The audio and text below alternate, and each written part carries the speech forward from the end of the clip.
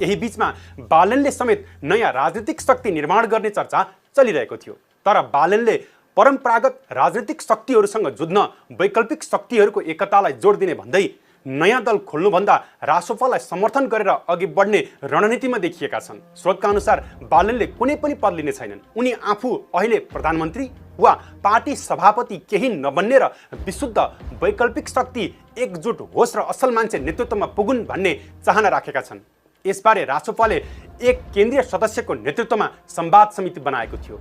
आन्दोलनपछि उत्पन्न परिस्थिति, नक्खु प्रकरण र दलभित्रकै केही नेताहरूको समेत असन्तुष्टिले रासोपालाई क्षति भइरहेको अवस्थामा थप क्षति हुन नदिन परिस्थिति अनुकूल निर्णय गरेर जान नेताहरू सहमत भएका थिए।